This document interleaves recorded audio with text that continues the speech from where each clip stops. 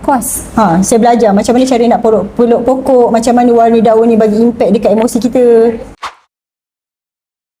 Tadi kan Puan Diana sebut single mother daripada 2020 tu kan. Kan biasa dah kalau handle business tu mesti ada jatuh bangun, ada fasa-fasa tu macam nak down kan. So macam mana Puan Liana sendiri handle ataupun mungkin ada satu rutin yang Puan Liana buat untuk nak kekalkan momentum positif? Saya panjat gunung.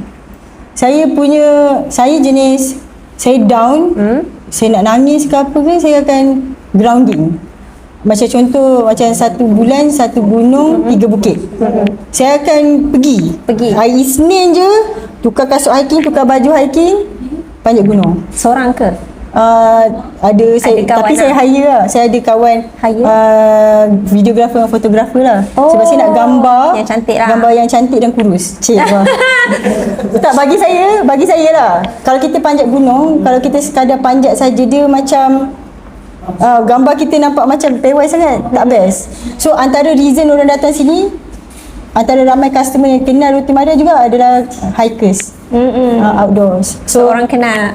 Orang kenal. So dalam masa 2 tahun lebih tu saya panjat 16 gunung dalam 60 lebih bukit. Saya pergi dekat 23 pulau.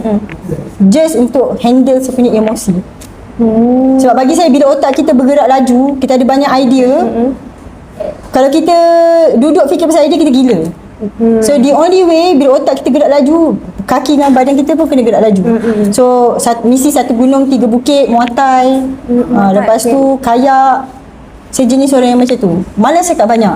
Sebab kalau cakap pasal problem, dia takkan solve pun. Betul. So the only way adalah untuk kita memenangi kesihatan mental sendiri. Kalau diam saja pula nanti jadi terperuk pula kan. Kalau kita diam, tak buat apa-apa.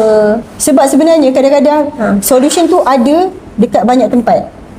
Tengok monyet gaduh, macam tu. Pergi peluk pokok. So daripada situ saya ambil course forest bathing. Kos. Saya belajar macam mana cara nak peluk pokok, macam mana warna daun ni bagi impact dekat emosi kita. Kat mana tempat yang paling best untuk nangis. Kat warna pokok apa yang paling sesuai untuk nangis. Maksudnya Belajar. Dia nama dia Shinrin-yoku dalam bahasa Jepun. Okay. So benda-benda macam ni orang ingat benda kecil-kecil kan. Sebenarnya impact dia sangat besar. Heal kita punya Inner child, semualah. Memang bila saya start pergi hiking, saya dah tak emosi. Kalau dulu kita macam marah-marah kan. Macam bila saya start muatai, hari-hari pukul orang kan. Padding dengan orang, lawan-lawan. So kita bila nampak orang marah kita boleh senyum. Maaf tu macam sincere lah.